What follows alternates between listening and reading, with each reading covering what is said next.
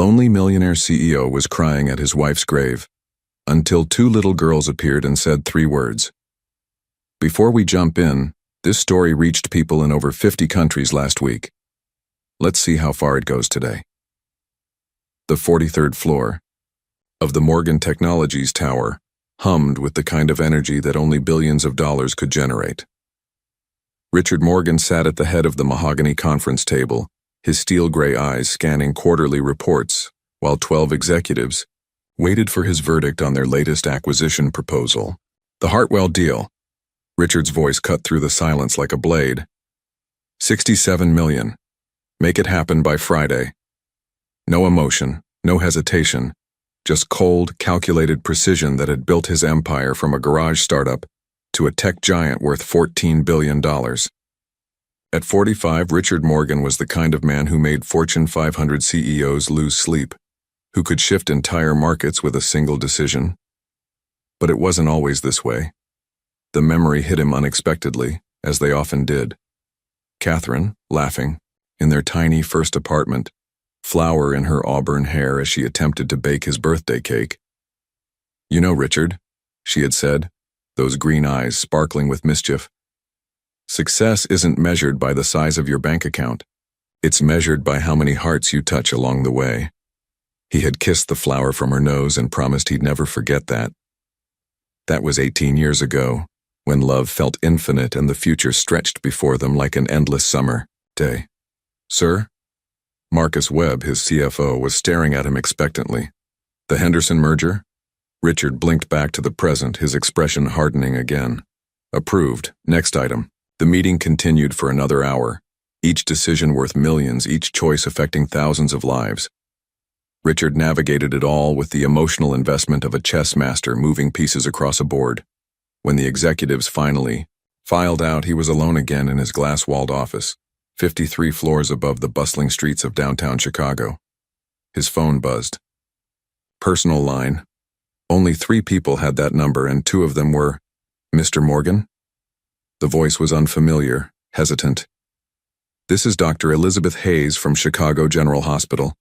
I need to speak with you about your wife, Catherine Morgan." Time stopped. The city below seemed to freeze, the hum of the building faded to silence. Richard's hand gripped the phone so tightly his knuckles went white. "There's been an accident, sir. A collision on Lakeshore Drive. Your wife was rushed into emergency surgery, but..." The doctor's voice grew gentle, careful. "I'm sorry, Mr. Morgan, we did everything we could." The phone slipped from Richard's hand, clattering onto the marble floor. Through the floor-to-ceiling windows, Chicago continued its relentless pace. Cars moving like blood cells through arterial streets, people hurrying with their urgent small purposes. But in that office, in that moment, Richard Morgan's world simply stopped. Catherine was gone, the woman who had grounded him when success threatened to consume his soul. The photographer who saw beauty in broken things and convinced him that vulnerability was strength, not weakness, the only person who could make him laugh until his sides ached and cry at old movies without shame. Gone. When his assistant knocked on the door an hour later, she found Richard standing at the window, staring out at nothing. His face was a mask of marble, showing nothing of the hurricane destroying everything inside him. "Sir? The board meeting?" "Reschedule," he said quietly. "I need to go to the hospital." What happened next would become legend in the corporate world. Richard Morgan, the man who had never missed a day of work in 15 years, who had closed deals from his hospital bed with pneumonia, who had taken business calls during his own father's funeral, that man disappeared for exactly 24 hours. He returned the day after Catherine's funeral, wearing the same gray suit, carrying the same leather briefcase, walking with the same purposeful stride. But something fundamental had changed. Where once there had been calculated ambition tempered by Catherine's gentle influence, now there was only cold, mechanical efficiency. "Good morning, Mr. Morgan," his assistant ventured carefully. He didn't respond. He simply walked into his office, closed the door, and began the process of burying his grief beneath an avalanche of work and success. Because if he stopped moving, stopped conquering, stopped building his empire higher and higher, He might have to feel the gaping hole where his heart used to be. And Richard Morgan couldn't afford to be human anymore. 12 months, 365 days, 8,760 hours since Catherine's voice had filled their home with laughter and life. Richard Morgan had counted every single one. The lakeshore mansion stood like a monument to emptiness. 23 rooms, each one perfectly maintained by his housekeeping staff, each one echoing with memories he refused to acknowledge. The grand piano Catherine had played on Sunday mornings sat silent, its ebony surface reflecting nothing but dust motes dancing in filtered sunlight. "Mr. Morgan, your dinner is ready," Maria, his housekeeper, announced softly from the doorway of his study. He didn't look up from his laptop. "Leave it on the counter." It was the same conversation they'd had every night for a year. Maria would prepare meals that Richard would barely touch, focusing instead on quarterly projections and acquisition reports, until exhaustion finally dragged him to bed at 2 a.m. The business world whispered about his transformation. The Richard Morgan of today made his previous reputation look gentle. He'd shuttered 3 companies, displaced thousands of workers, and accumulated another $2 billion in assets with the emotional detachment of a predator. Board meetings ended with executives leaving pale-faced and shaken, but success felt like ash in his mouth. March 15th. The anniversary arrived like a physical blow. Richard canceled all meetings, dismissed his security detail, and sent his driver home. For the first time in a year, he would be truly alone. The drive to Graceland Cemetery took 37 minutes through Chicago's gray afternoon drizzle. Richard's hands trembled slightly as he parked beside the familiar wrought iron gates. He'd only been here once since the funeral, the day they'd installed the headstone. Catherine Marie Morgan, beloved wife. She saw beauty in broken things. The words he'd chosen seemed inadequate now, standing before the polished marble that marked where his heart was buried. Pink roses, her favorites, lay fresh beside the stone. He'd arranged for them to be delivered weekly, though he'd never witnessed their placement. "Hello, sweetheart," he whispered, his voice cracking on the endearment he hadn't spoken aloud in 365 days. The cemetery was empty except for a maintenance worker in the distance. No photographers, no board members, no one to witness Richard Morgan's carefully constructed facade finally crumble. "I don't know how to do this without you, Catherine." The words came out in a rush, desperate and broken. "I don't know how to be human without you showing me the way." His knees buckled and he sank onto the damp grass, his expensive suit forgotten. For the first time since that terrible phone call, Richard Morgan wept. Not the controlled tears of a public figure, but the raw, devastating sobs of a man who had lost his anchor in the storm. "Everyone thinks I'm stronger now," he gasped between breaths. "But I'm disappearing, Catherine. Every day, I become less of the man you loved. I don't know how to stop it." The rain began to fall harder, mixing with his tears, washing away a year of accumulated numbness. In that moment, surrounded by silence and memory, Richard realized he was drowning, not in water but in his own inability to feel anything but loss. He stayed until darkness fell, talking to the marble stone as if Catherine could hear him, as if somehow his words could bridge the impossible distance between life and death. When he finally stood to leave, his legs unsteady and his heart raw, Richard didn't know that tomorrow would bring the first crack of light into his endless night. He didn't know that sometimes salvation comes in the smallest packages, with the gentlest hearts, when we least expect it and most desperately need it. Chapter 3. 3 Words. Richard wiped his eyes with the back of his hand, embarrassed by his breakdown, even though no one had witnessed it. The rain had soaked through his wool coat, but he felt strangely lighter, as if Catherine's presence had somehow absorbed some of his crushing grief. He was turning to leave when he heard them. Soft footsteps on the wet grass, hushed whispers, carried by the evening breeze. "Grandma Rose would have liked these," a small voice said earnestly. Richard turned to see 2 identical girls, maybe 7 years old, approaching a grave 3 rows over.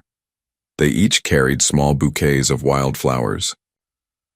Dandelions, clover blossoms, and tiny daisies that looked like they'd been picked from a roadside. Their dark curls were damp from the rain, and they wore matching yellow raincoats that seemed too big for their small frames. Twins, Olivia and Zoe, though he couldn't tell which was which from this distance. Mama says Grandma Rose is watching. Us from heaven, the other twin whispered, carefully placing her flowers on the weathered headstone. Do you think she can see these? I think she sees everything, her sister replied with the absolute certainty that only children possess. Richard should have left, should have walked away and let them have their private moment with their grandmother, but something kept him frozen in place, watching these two little girls tend to their grief with such gentle acceptance. Then one of them noticed him. That man looks sad, she whispered to her sister, pointing toward Richard with the uninhibited directness of childhood. The other twin studied him with serious brown eyes. Really, really sad. They exchanged a look that seemed to communicate volumes, the way twins often do. Then, with a determination that took Richard completely by surprise, they walked toward him. Are you visiting someone you love? The first twin asked, stopping a respectful distance away. Richard's throat felt tight. Yes, my wife. We're visiting our grandma, the second twin explained. She died last Christmas, but Mama says love doesn't die, even when people do. That's very wise, Richard managed. The girls looked at each other again, having one of their silent conversations. Then the first twin took a small step forward. You look like you need a hug, she said simply. Richard's breath caught. When was the last time someone had offered him comfort without wanting something in return? When had anyone looked at him and seen pain instead of power? Can we hug you? The second twin asked, her voice soft but sure. 3 words. Such simple words, but they hit Richard like a revelation, like the first warm ray of sunlight after an endless winter. He knelt down slowly, his expensive suit forgotten, and opened his arms. The 2 little girls stepped forward without hesitation, wrapping their small arms around his shoulders. They smelled like rain and childhood innocence, like hope and healing. For a moment that felt eternal, Richard allowed himself to be comforted by 2 strangers who saw his pain and chose compassion. The tears came again, but these were different, cleaner somehow, mixed with something he'd forgotten existed. Gratitude. Girls, Olivia, Zoe. A woman's voice called from the parking area, tinged with mild panic.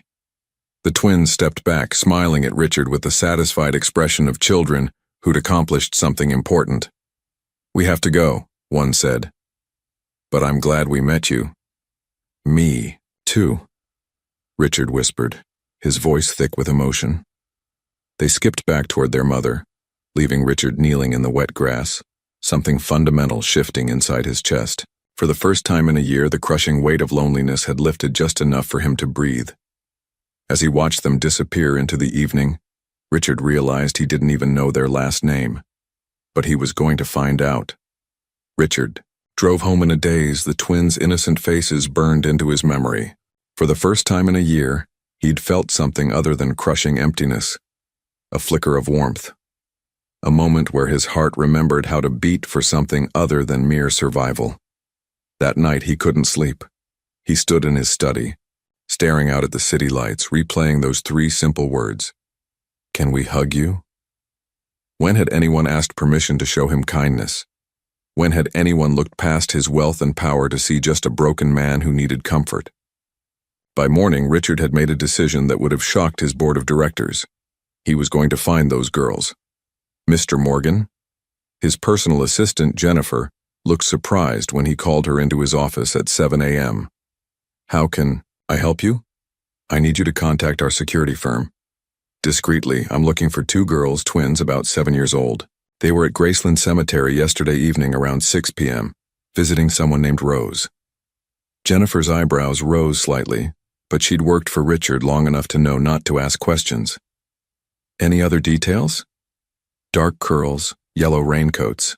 They had a mother waiting in the parking area. Richard paused, feeling oddly vulnerable. This is personal, Jennifer. Complete confidentiality. Within 48 hours, his investigators had their answer. Olivia and Zoe Wilson, age 7, students at Lincoln Elementary. Their mother was Sarah Wilson, 29, a music teacher at the same school.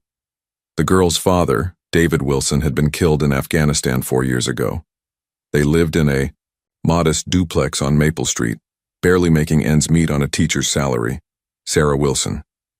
Richard found himself studying the photograph his investigators had provided. She had the same gentle eyes as her daughters, the same dark curls, but there was something else, a quiet strength that reminded him somehow of Catherine, though they looked nothing alike. The report painted a picture of a woman struggling with grace. Sarah taught music to elementary students while taking on private piano lessons in the evenings to make ends meet. She volunteered at the community center, organized fundraisers for military families, and somehow managed to raise 2 daughters who had the compassion to comfort a stranger in a cemetery. Richard found himself driving past Lincoln Elementary, during lunch breaks parking across the street where he could watch the playground. He felt like a stalker, but he couldn't help himself. There was something about that family, something about the peace he'd felt in that brief moment, that he desperately needed to understand. On Thursday afternoon, he saw them. The twins were playing on the swings while Sarah supervised from a bench, grading papers. Even from a distance, Richard could see her animated conversations with other children, the way she settled a dispute with gentle words, how she automatically reached out to tie a loose shoelace or wipe a scraped knee. Catherine would have been like that with children, he realized. They'd talked about having kids someday when the business was more stable, when they had more time. Someday had never come. Sir? His driver's voice startled him back to reality. Should we return to the office? Richard stared across the street at Sarah Wilson, watching her help Olivia and Zoe collect their backpacks as the school day ended. This woman had something he'd lost, the ability to find joy in simple moments, to give love freely without calculation or expectation. He needed to understand how she did it. More than that, he needed to thank those little girls properly for giving him the first moment of peace he'd felt since Catherine died. But how do you approach a struggling single mother and explain that her daughters had saved your soul in a cemetery without sounding completely insane?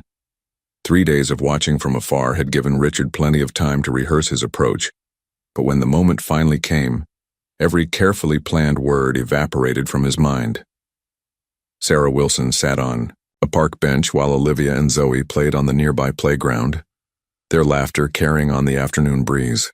Richard had followed them here after school, his heart pounding like a teenager working up courage to ask someone to prom. "Excuse me," he said, approaching slowly so as not to startle her. "Mrs. Wilson?"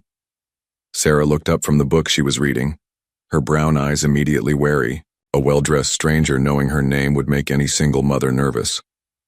"I'm sorry, do we know each other?" Richard's mouth went dry.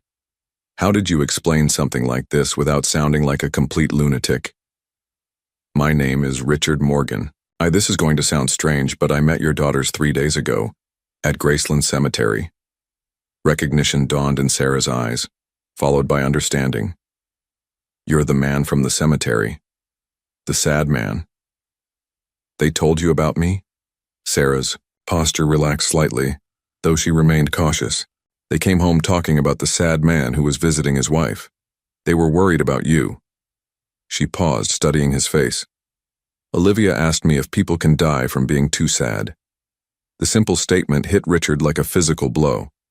Those little girls had been concerned about him, a complete stranger, enough to go home and worry about his well-being.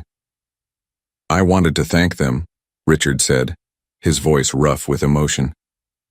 "What they did, I can't explain it properly, but it was exactly what I needed in that moment. They have their grandmother's heart," Sarah said softly. "Rose always said that kindness was the most important gift we could give." "Your mother-in-law?" "David's mother. She helped raise the girls while I worked. When we lost her last Christmas." Sarah's voice trailed off, but she didn't need to finish. Richard understood the weight of compounded loss. "I'm sorry for your losses," he said. and meant it in a way he'd never meant condolences before. Thank you. Sarah closed her book, giving him her full attention. The girls will be thrilled to know you're okay. They've been asking about you every day. Richard felt something crack open in his chest. They have? Olivia wanted to go back to the cemetery to check on you. I had to explain that we couldn't just show up at someone else's private moment. Sarah smiled, and Richard saw where the twins got their warmth. But she made me promise to pray for the sad man and his wife. The tears came without warning, not the devastating sobs from the cemetery, but quiet tears of gratitude and something he'd almost forgotten. The feeling of being cared for by someone who wanted nothing from him. I'm sorry, he said, wiping his eyes. It's been a difficult year. Don't apologize. Grief doesn't follow anyone else's timeline. They sat in comfortable silence, watching the twins play. Richard found himself talking about Catherine, not the sanitized version he gave at board meetings when people offered condolences, but the real Catherine who stole covers and burned pancakes and made him laugh until his sides ached. She sounds wonderful, Sarah said when he finished. She was. She would have loved your daughters. Sarah smiled. They're performing in the school concert next week. Nothing fancy, just songs they've been practicing. But they're so excited. She hesitated, then seemed to make a decision. Would you like to come? I think they'd be happy to see you there. Richard felt something he hadn't experienced in over a year. Anticipation for a future moment. I'd like that very much. The Lincoln Elementary auditorium buzzed with the excited chatter of parents armed with smartphones and homemade programs. Richard sat in the back row, his tailored suit and Italian leather shoes making him stand out like a peacock among sparrows. Mothers in comfortable jeans whispered about fundraising goals while fathers compared Little League schedules. He didn't belong here. Mr. Richard. Olivia's voice cut through the crowd as she spotted him from backstage. She waved enthusiastically, her face lighting up with pure joy. Zoe appeared beside her twin, both girls beaming as if he were a celebrity. Several parents turned to see who had captured the Wilson twins' attention, their expressions curious and slightly suspicious when they saw the expensive stranger. Sarah appeared moments later, elegant in a simple blue dress that probably cost less than Richard's tie. I'm so glad you came, she said, settling into the seat beside him. The girls have been talking about nothing else. The concert began with first graders singing off-key versions of classic children's songs. Richard found himself genuinely smiling for the first time in months, watching the uninhibited joy on tiny faces. When Olivia and Zoe took the stage with their second grade class performing This Land Is Your Land, Richard felt his throat tighten with unexpected emotion. They sang directly to him, their eyes bright with the knowledge that someone special had come just to hear them. It was a gift more precious than any corporate acquisition he'd ever celebrated. After the concert, the twins rushed to him with typical 7-year-old enthusiasm. Did you hear us sing? Zoe asked, bouncing on her toes. We practiced every day, Olivia added. Mama said you might come, and we wanted to be perfect. Richard knelt down to their level. You were both absolutely wonderful, better than any concert I've ever attended. The next morning, Richard's driver delivered 2 large packages to the Wilson house. Inside were top-of-the-line keyboards, the kind that cost more than most people's monthly salary. Each came with a note. For 2 very special musicians, thank you for sharing your gift. Richard. His phone rang an hour later. Mr. Morgan, this is Sarah Wilson. Her voice was gentle but firm. I need to return these keyboards. Richard felt confused. Is there something wrong with them? I can exchange them for different models. They're beautiful and incredibly generous, but I can't accept them. I don't understand. Don't the girls deserve nice instruments? They have instruments. We have an old piano at home that my grandmother left us. It's not fancy, but it makes music just fine. Sarah paused. Mr. Morgan, can I ask you something? What did you want to be when you were 7? The unexpected question caught him off guard. I wanted to be an astronaut, I think. Did you need a real spaceship to dream about space? Richard began to understand. No, a cardboard box worked fine. The girls don't need expensive keyboards to love music. What they need is someone who shows up, who listens to them sing, who claps when they finish. Her voice softened. What they need is what you gave them last night, your time and attention. After hanging up, Richard sat in his office, staring out at the city. For decades, he'd solved every problem with money, fixed every relationship, with expensive gifts. But Sarah was teaching him something Catherine had tried to show him years ago, that the most valuable things couldn't be purchased. That evening, instead of sending gifts, Richard called Sarah. Would it be okay if I came over tomorrow? Maybe I could hear them practice on that old piano you mentioned. They'd love that, Sarah said, and Richard could hear the smile in her voice. For the first time since Catherine's death, Richard looked forward to tomorrow. The following Saturday, Sarah suggested a picnic in Millennium Park. The girls love feeding the ducks, she explained, and it's easier to talk while they're distracted. Richard arrived with a simple basket from the deli near his office, sandwiches, fruit and juice boxes. No caviar, no champagne, just normal picnic food that made Sarah smile with approval. The twins ran ahead to the pond, while Richard and Sarah spread a blanket on the grass. For a few minutes, they watched Olivia and Zoe argue over who could throw breadcrumbs farther, their giggles carrying on the spring breeze. They remind me so much of their father, Sarah said suddenly, her voice soft with memory. David had that same competitive spirit, but he never let it turn mean. He'd turn everything into a game. Richard sensed the opening she was offering. Tell me about him. Sarah was quiet for a moment, watching her daughters. We met in college. He was studying engineering. I was in the music program. He used to joke that he built things and I made them beautiful with sound. She smiled, but Richard could see the old pain behind it. He enlisted after 9/11, said he had skills the Army needed and he wanted to make a difference. How long was he deployed? 3 tours. Afghanistan. The girls were so little when he left for the last time. Olivia and Zoe were barely 3. They barely remember him now, which breaks my heart. Sarah's voice caught slightly. David was coming home in 2 weeks. We had plans, a second honeymoon, maybe trying for another baby. Then the chaplain showed up at my door. Richard felt the familiar ache of sudden loss, the way life could change in a single moment. I'm sorry, Sarah, that kind of pain. It never really goes away, does it? No, but it changes. At first it was this crushing weight that made it hard to breathe. Now it's more like a permanent shadow, always there. But I've learned to live with it. She looked at him directly. How did you meet Catherine? The question caught Richard off guard.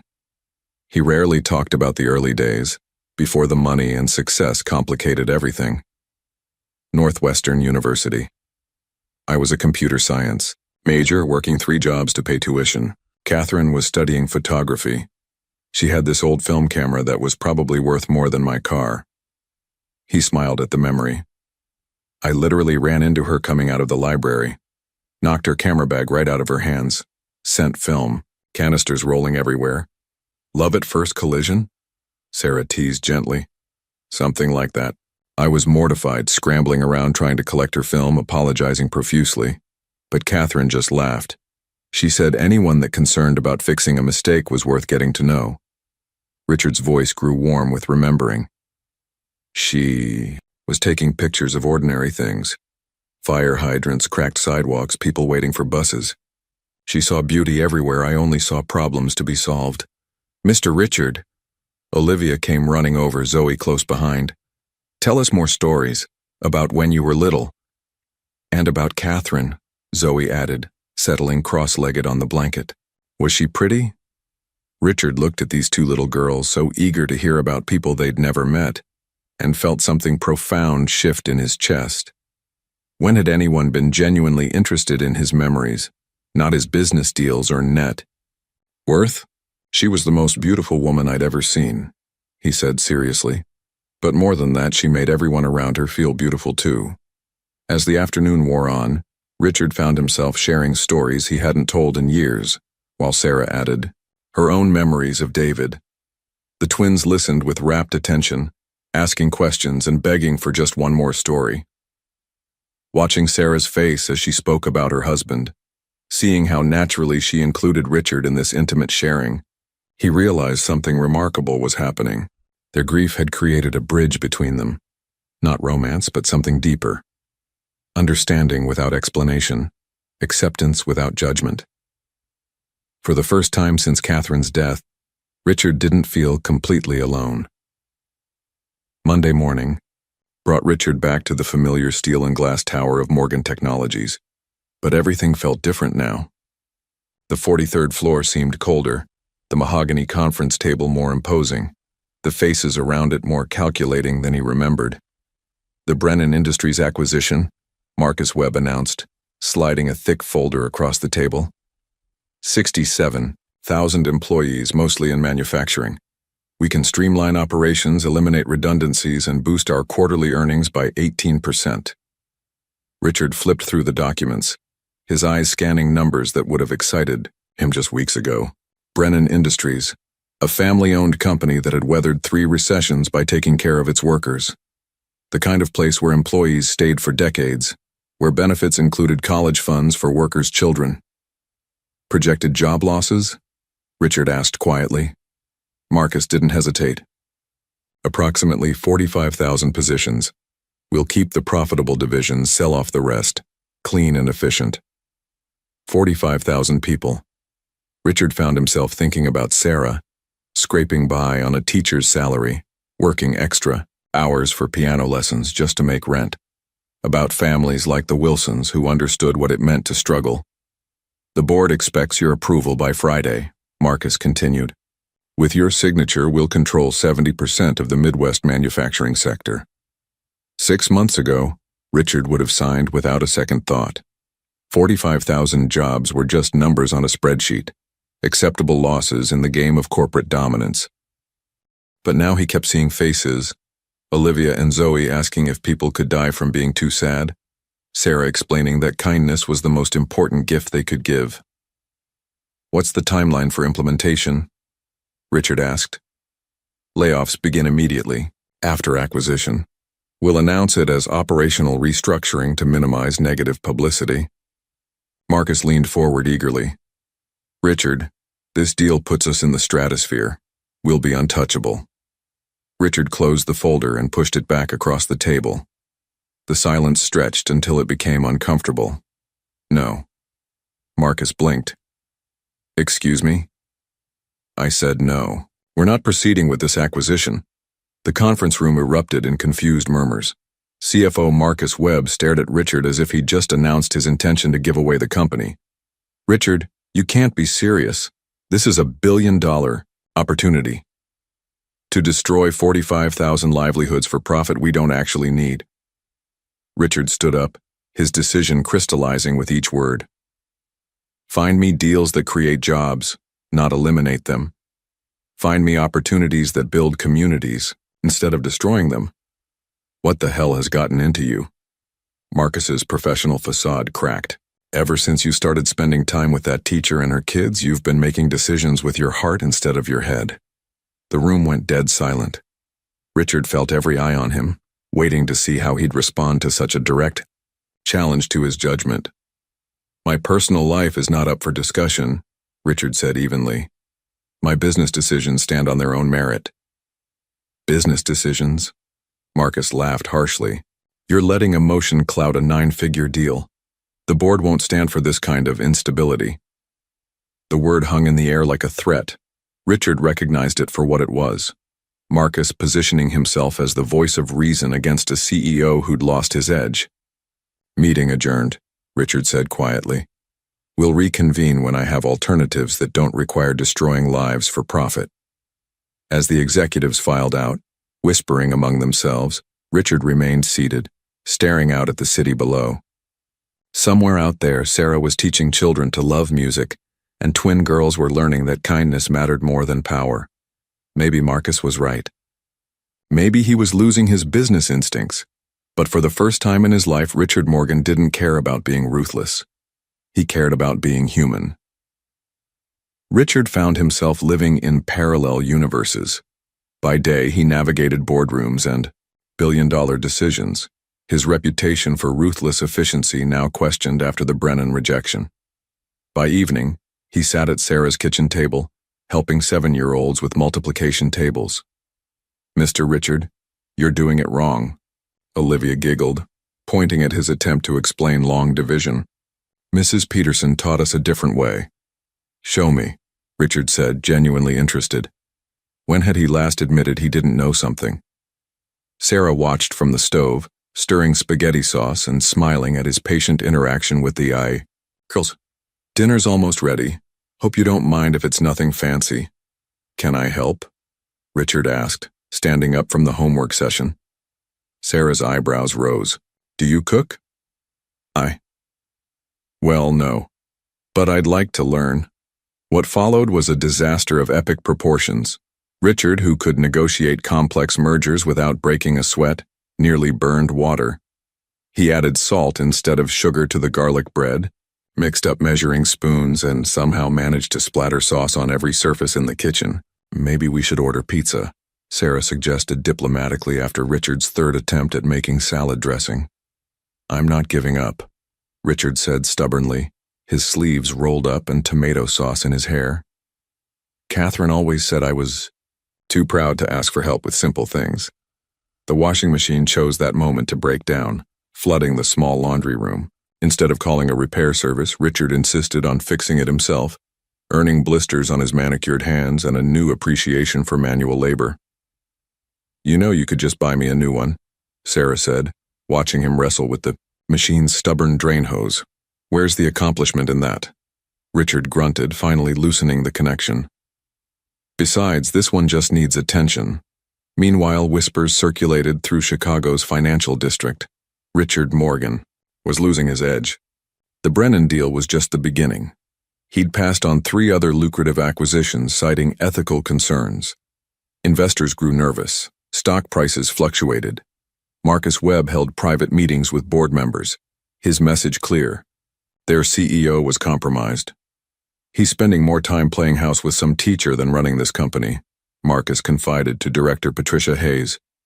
"We need to consider our options before he destroys everything we've built." Richard remained oblivious to the corporate maneuvering. For the first time in decades, he looked forward to leaving the office. At Sarah's house, success wasn't measured in quarterly earnings, but in homework completed, stories read, and laughter shared over imperfect meals. "Mr. Richard," Zoe asked one evening as he tucked them into bed, "are you going to be our new daddy?" The innocent question stopped Richard cold. He looked at Sarah, who had gone very still in the doorway. That night, driving home to his empty mansion, Richard realized that somewhere between helping with homework and learning to cook, his heart had started healing. But healing meant vulnerability. And vulnerability in his world could be deadly. 3 weeks after Zoe's innocent question about becoming their new daddy, Richard made a decision that would reshape his entire legacy. "I want to establish a foundation," he announced to his startled legal team. The Catherine Foundation, focus on supporting single-parent families, scholarships, housing assistance, child care programs, and music education initiatives. His chief counsel, David Kim, looked up from his notes. "What's the initial endowment you're considering?" $200 million to start. More is needed." The room fell silent. Even for Richard Morgan, $200 million was serious money, the kind of commitment that would make headlines and raise questions about his motivations. Within a month, the Catherine Foundation was operational. Richard had purchased a converted warehouse in Lincoln Park, transforming it into a community center with music rooms, tutoring spaces, and child care facilities. The first program launched was Harmony for Families, free music lessons for children from single-parent homes. "I want you to run the educational programs," Richard told Sarah over coffee in his new foundation office. "You understand what these families need better than anyone." Sarah set down her cup carefully. "Richard, I'm flattered, but I'm not qualified to run a major foundation program." "You're more qualified than anyone with an MBA and no heart," Richard replied. "You've lived this life. You know what makes the difference between surviving and thriving. The media attention came swiftly. Chicago Tribune ran a front-page story. Tech mogul's $200 million heart change. The speculation was immediate and pointed. Richard Morgan's dramatic shift from corporate raider to philanthropy coincided suspiciously with his friendship with an attractive young teacher and her twin daughters. The gossip columns were less subtle. Photos of Richard at school concerts and family picnics appeared alongside breathless speculation about his mystery romance and whether grief had finally softened the famously ruthless businessman. But the real shock came during the next board meeting. "I'm stepping back from day-to-day operations," Richard announced to his stunned directors. "Janet Chen will take over as CEO, effective immediately." Marcus Webb's face went white. "Richard, you can't be serious. Janet's been with us less than 5 years. She's brilliant, ethical, and has vision beyond quarterly profits," Richard replied calmly. "Everything this company needs for its future." Janet Chen, a Stanford MBA who'd impressed Richard with her innovative approaches to sustainable technology, looked as surprised as everyone else. "Sir, I'm honored, but you'll have my full support during the transition," Richard continued. "I'll remain as chairman, but my primary focus will be the foundation and strategic oversight, not operational management." Board member Patricia Hayes leaned forward. "Richard, this is incredibly sudden. Perhaps we should take time to consider. The decision is final." Richard's voice carried the quiet authority that had built his empire, but underneath it was something new. Peace with his choice. "Morgan Technologies will thrive under Janet's leadership, and I'll finally be doing work that Catherine would have been proud of." After the meeting, Marcus cornered Richard in the hallway. "This is insane, Richard. You're destroying everything we've built for some fantasy of domestic bliss with a woman who's using you for your money." Richard turned slowly, his expression deadly calm. "Careful, Marcus. Sarah Wilson is worth more than this entire company, and if you ever suggest otherwise again, you won't have a job to complain about." That evening, Richard sat in Sarah's living room, watching her help the twins with their piano practice. The simple domestic scene filled him with contentment he'd never found in corporate victories. His phone buzzed with urgent messages from investors, reporters, and nervous board members. But for the first time in his adult life, Richard Morgan ignored them all. He had finally found something more important than being important. Marcus Webb had been planning his move for weeks, watching Richard's transformation with growing disgust. The man who'd once been a corporate predator was now reading bedtime stories and attending school plays. It was an embarrassment to everything Morgan Technologies represented. "Gentlemen," Marcus addressed the private gathering in his penthouse office, "we have a fiduciary responsibility to our shareholders. Richard Morgan is no longer mentally competent to lead this company." The 5 board members present shifted uncomfortably. Patricia Hayes spoke first. "Marcus, those are serious accusations. Richard's philanthropic work hardly constitutes—" "It's not just philanthropy," Marcus interrupted, sliding manila folders across his mahogany table. "I've had our investigator compile this report. Richard is exhibiting classic symptoms of complicated grief disorder, leading to impaired judgment and potentially dangerous decision-making." Board member Thomas Crawford flipped through the psychological profile Marcus had commissioned. "This seems invasive." "Protecting a $14 billion company from an unstable CEO isn't invasive, it's essential," Marcus replied coldly. "Look at the facts. He's rejected 3 major acquisitions worth over $1 billion in combined profits. He's given away $200 million to a vanity project, and he's handed operational control to Janet Chen based on what? Her smile? The next morning, Chicago's financial press exploded with leaked information. The Wall Street Journal ran a devastating piece. "Morgan Technologies CEO's mental health crisis threatens company stability." Anonymous sources detailed Richard's erratic behavior and emotional instability following his wife's death. But Marcus wasn't finished. By afternoon, gossip websites picked up a more salacious angle. Billionaire's midlife crisis, tech moguls, Inappropriate relationship with young teacher raises questions. The stories painted Sarah as a gold digger manipulating a grieving widower, complete with carefully cropped photos that made innocent family moments look suspicious. The twins were described as tools in their mother's calculated scheme to land a billionaire. At Lincoln Elementary, the impact was immediate and cruel. "My mom says your mom is a bad lady who tricks rich men," Jessica Martinez announced loudly during recess, while other children gathered around to listen. Olivia's face crumpled. "That's not true. Mama's good." "Yeah? Then why is she dating that old man for his money?" Another child taunted. Zoe stepped protectively in front of her sister. "Mr. Richard isn't old. He's our friend." "He's using you to get to your mom," Jessica continued, emboldened by the crowd. "My dad says it's disgusting." The twins came home in tears, unable to understand why their classmates were suddenly cruel about the man who'd brought such joy into their lives. Sarah found Richard in his foundation office that evening, staring at the latest newspaper headlines spread across his desk. "The girls were bullied today," she said quietly, settling into the chair across from him. "About us. About you." Richard's jaw tightened. "Sarah, I'm so sorry. I never meant for—" "I know." She was quiet for a long moment. "Richard, maybe we should take a step back until this dies down. You want me to stay away?" The pain in his voice was unmistakable. "I want to protect my daughters. They don't understand why people are saying cruel things about their friend." Sarah's voice broke slightly. "I can't watch them suffer because of our friendship." Richard felt his world tilting. Just when he'd found something worth living for, the vultures were circling, ready to destroy it all. "The board is meeting tomorrow," he said quietly. "Marcus is trying to have me declared mentally unfit." Sarah reached across the desk, taking his hand. "What will you do?" Richard looked at their joined hands, thinking of everything he stood to lose: his company, his legacy, and now possibly the family that had brought him back to life. "I'll fight," he said simply. "But Sarah, I won't sacrifice your peace for my pride.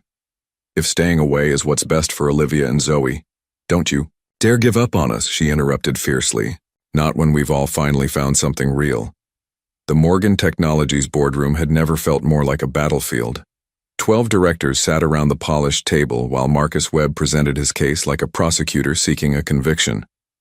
"Richard, Morgan is emotionally compromised," Marcus declared, his PowerPoint displaying psychological evaluations and financial projections. "His decisions are driven by grief-induced instability, not sound business judgment." Richard sat quietly through the presentation, his expression calm and unreadable. When Marcus finished, the silence stretched uncomfortably. "Are you finished, Marcus?" Richard asked simply. "The evidence speaks for itself. You're unfit to lead this company." Richard stood slowly, activating the wall screen with his remote. "Then let me present some evidence of my own." The screen filled with detailed financial records, emails, and recorded phone conversations. For the past 6 months, Marcus has been systematically leaking confidential information to competitors, specifically about our R&D investments in renewable energy. The boardroom erupted in shocked murmurs. Marcus's face went ashen. Furthermore, Richard continued calmly, he's been positioning himself for a hostile takeover, using psychological manipulation to undermine board confidence in my leadership. The screen showed Marcus's private emails discussing plans to destabilize the current regime. Patricia Hayes studied the documents with growing alarm. "Marcus, is this true?" "This is a desperate attempt to deflect from his obvious mental breakdown," Marcus protested, but his voice lacked conviction. Richard smiled sadly. "You know what the real tragedy is, Marcus. 6 months ago I would have destroyed you. Legally, financially, personally. I had the resources and the ruthlessness to make you disappear from the business world entirely." He clicked to the next slide, showing a detailed transition plan that was anything but the work of an unstable mind. "Instead, I'm offering you a choice. Resign quietly with a generous severance package, or face federal investigation for corporate espionage and breach of fiduciary duty. The precision and strategic thinking displayed in Richard's presentation was devastating in its clarity. This wasn't the work of a grief-stricken man making emotional decisions. This was the calculated response of someone who'd learned to balance strength with compassion. The Catherine Foundation isn't a vanity project, Richard continued, his voice growing stronger. It's a long-term investment in community stability, which creates sustainable markets for our products. My relationship with Sarah Wilson and her daughters taught me something crucial, that businesses succeed when they serve communities, not exploit them. Board member Thomas Crawford leaned forward. Richard, this transition plan is remarkable. Why didn't you present this earlier? Because I wanted to see who would stand with integrity and who would choose self-interest. Richard's gaze swept the room. Today showed me exactly who belongs at this table. Marcus gathered his papers with shaking hands. This isn't over, Richard. Yes, it is, Richard replied quietly. And Marcus, you should thank Sarah Wilson. She's the reason I chose mercy over destruction. 3 weeks after the boardroom confrontation, Richard found peace returning to his life. The media attention faded, Marcus had quietly resigned, and most importantly, the twins were back to their cheerful selves at school, proud to tell anyone who'd listen about their friend Mr. Richard.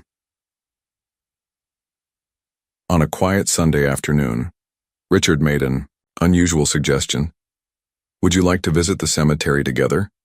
He asked Sarah as they sat on her porch, watching the girls chase butterflies in the small front yard. Sarah understood immediately.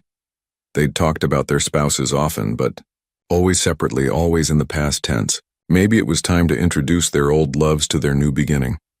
At Graceland Cemetery, they walked together between the weathered headstones, each carrying flowers. The twins skipped ahead, then stopped respectfully when they reached the familiar graves. Richard knelt beside Catherine's marble stone, his voice soft but clear. Hello, sweetheart. I want you to meet someone special. He glanced at Sarah, who was placing roses on David's nearby grave. Her name is Sarah, and she has 2 little girls who remind me of you. They see beauty in broken things.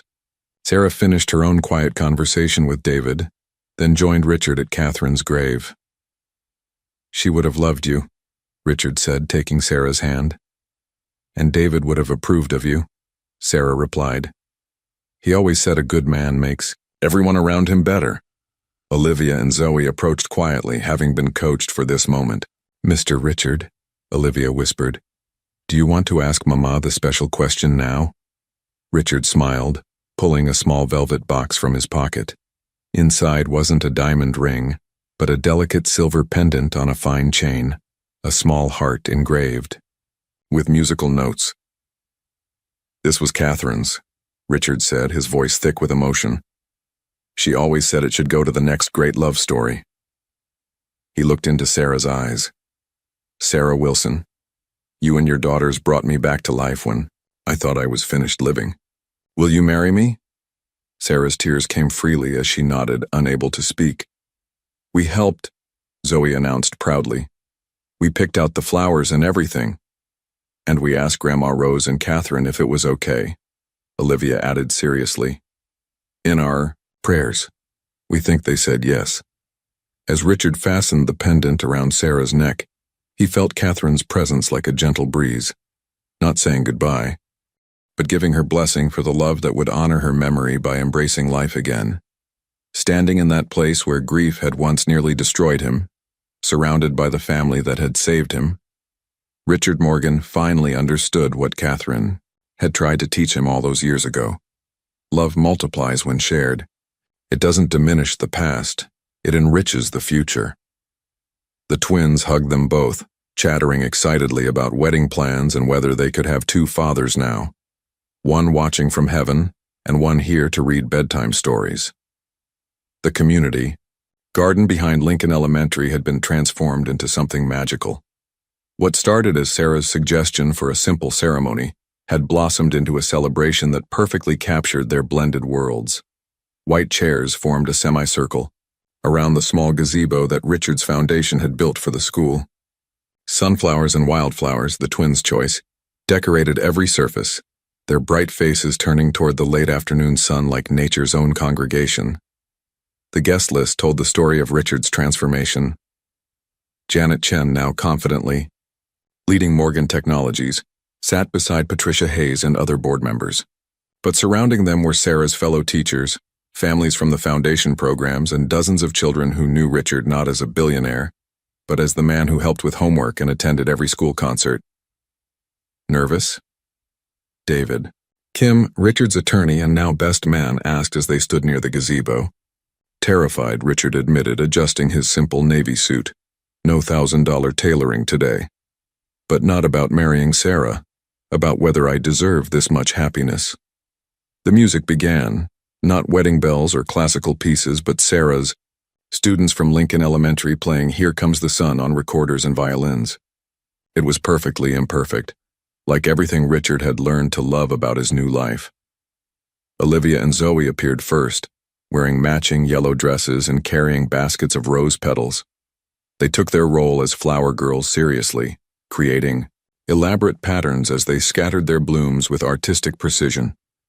Then Sarah appeared and Richard's breath caught.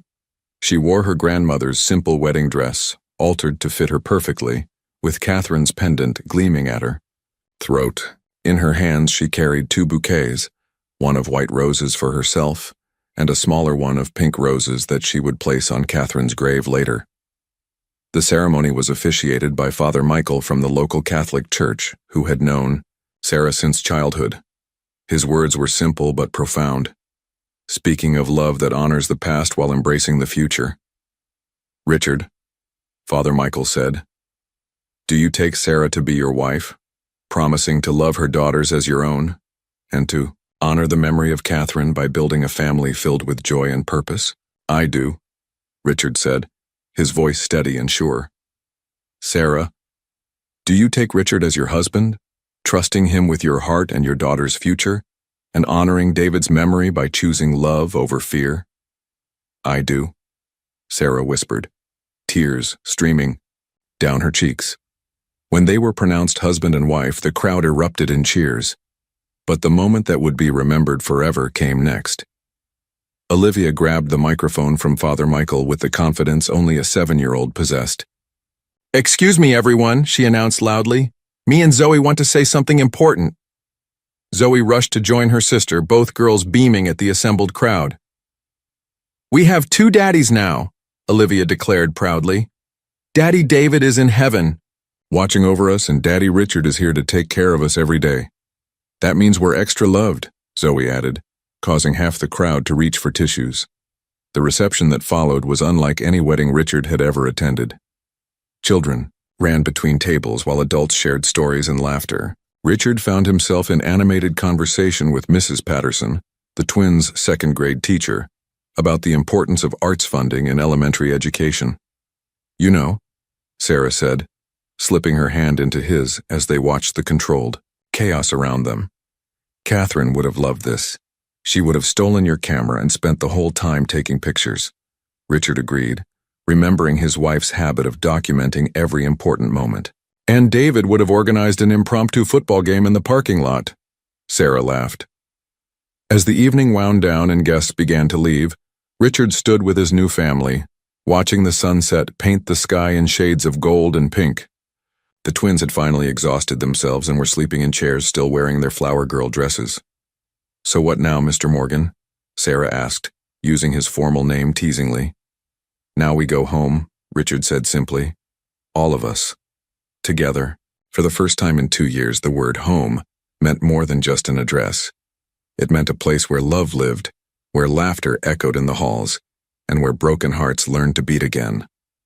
1 year later, the Morgan family had settled into rhythms that would have seemed impossible to Richard just 3 years earlier. Saturday mornings meant pancakes that he'd finally learned to make without burning, followed by piano practice where his clumsy attempts at duets with the twins filled their home with laughter and music. The house on Lakeshore Drive had been transformed. Catherine's photographs still graced the walls, but now they shared space with Sarah's artwork and the twins' school projects. The grand piano that had sat silent for so long now anchored a living room where homework sessions competed with impromptu dance parties. "Are you ready?" Sarah asked, finding Richard in his study where he was reviewing foundation proposals instead of corporate reports. Today marked 2 years since Catherine's death, and they had established a new tradition, visiting both graves together as a family, honoring the love that had brought them to this moment. At Graceland Cemetery, 9-year-old Olivia and Zoe carried bouquets they'd picked from their own garden, a mix of wildflowers and Catherine's beloved pink roses that Sarah had learned to grow. They moved with the solemn dignity of children who understood that some moments required reverence. "Hello, Catherine," Richard said softly, kneeling beside the familiar marble stone. "I brought the girls to meet you properly. They wanted to thank you for sharing me." Olivia placed her flowers carefully beside the headstone. "We take good care of him, Catherine.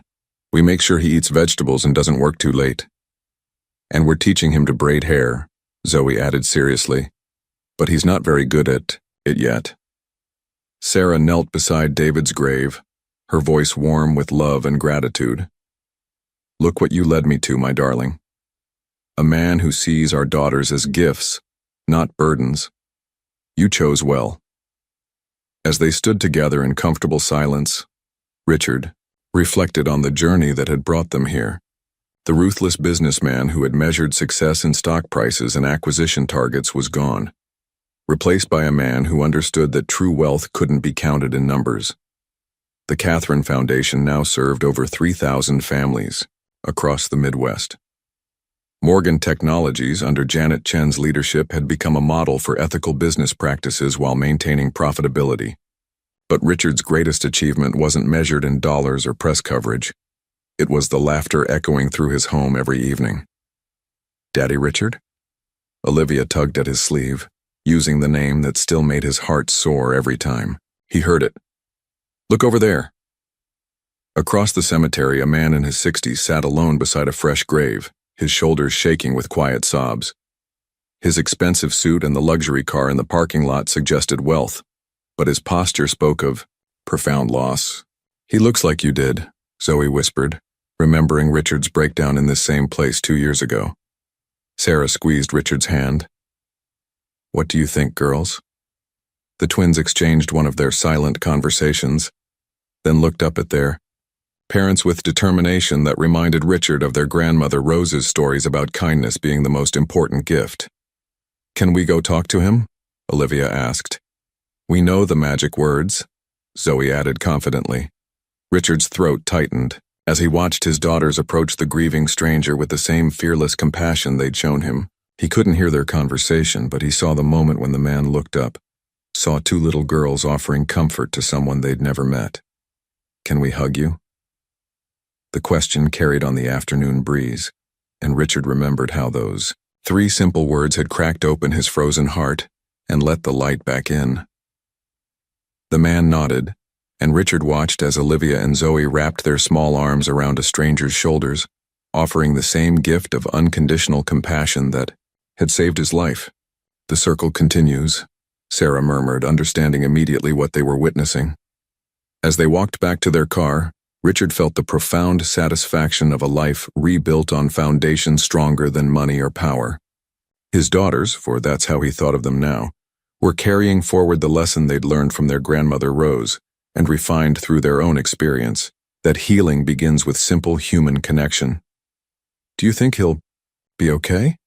Olivia asked, looking back at the man who was no longer alone with his grief. "I think he just met 2 very special angels," Richard replied, remembering his own rescue. "And sometimes that's exactly what broken hearts need to start, beating again." Driving home through the Chicago streets, Richard Morgan understood what Catherine had tried to teach him all those years ago. Success wasn't measured by what you accumulated, but by what you gave away. Love didn't diminish when shared, it multiplied, creating ripples that touched lives you might never know about. In the rearview mirror, he could see the cemetery growing smaller, but the love they'd honored there would continue growing larger, carried forward by 2 little girls who knew that 3 simple words could change everything. "Can we hug you?" Sometimes salvation came in the smallest packages with the biggest hearts.